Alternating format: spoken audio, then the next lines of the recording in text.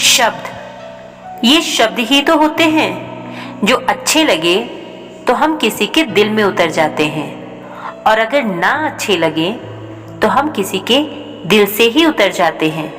कहते हैं हमारे द्वारा बोले गए शब्द इसी ब्रह्मांड में रहते हैं, जो कभी न कभी किसी न किसी तरीके से हम तक वापस लौटकर जरूर आते हैं। इसीलिए वाणी हमेशा ऐसी बोलिए जो सुनने में दूसरों को अच्छी लगे और बोलने के बाद खुद को भी सुकून दे जाए। भले ही शब्दों का कोई मूल्य नहीं होता, लेकिन जीवन में इनका इतना गहरा प्रभाव होता है कि कई बार ये हमें ऐसे घाव दे जाते हैं जो कभी नहीं भर पाते, और वहीं कभी कभी हमारे जीवन में ऐसी मिश्री घोल देते हैं जो हमारे जीवन को मिठास से भर देती है।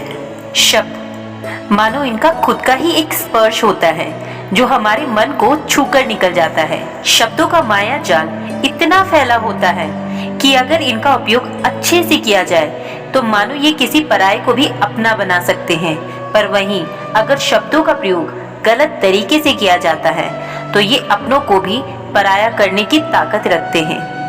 कुछ लोग कहते हैं कि मैं मन का बहुत साफ हूँ, जो मेरे मन में होता है वो मैं मुंह पर बोल देता हूँ, या फिर ये तो मेरे बात करने का तरीका है।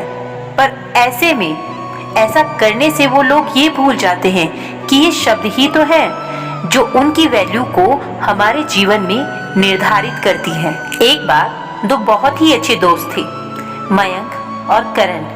मयंक बहुत ही बड़बोला, पर वहीं करण थोड़ा शांत मिजाज था।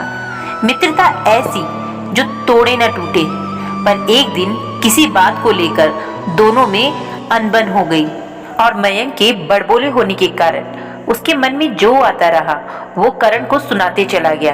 करण के कई बार कहने पर भी वो शांत नहीं हुआ, पर करण ने उससे ऐसा कुछ नहीं बोला जिसे सोचकर वो बाद में पछताए। करण को मयंक का ये तरीका बिल्कुल पसंद नहीं आया। उसे बिल्कुल अच्छा नहीं लगा जिस तरीके से मयंक ने उससे बात की।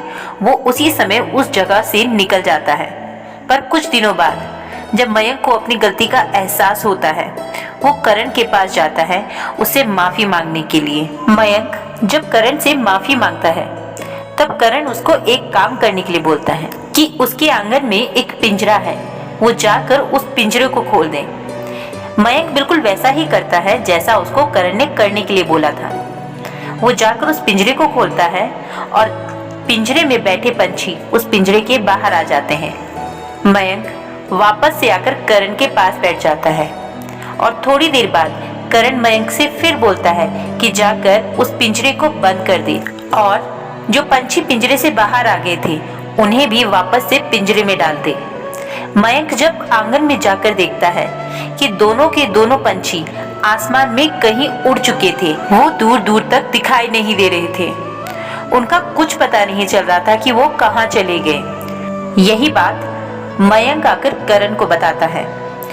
इस पर करण उसको समझाते हुए कहता है कि जिस तरीके से पिंजरे में बंद पंछी उससे बाहर आते ही हवा में उड़ जाते हैं और अब आप उन्हें कभी वापस अंदर नहीं ले सकते, ठीक उसी प्रकार हमारे द्वारा बोले गए हमारे शब्द होते हैं जो मुंह से बाहर आने के बाद कभी वापस नहीं लिए जा सकते।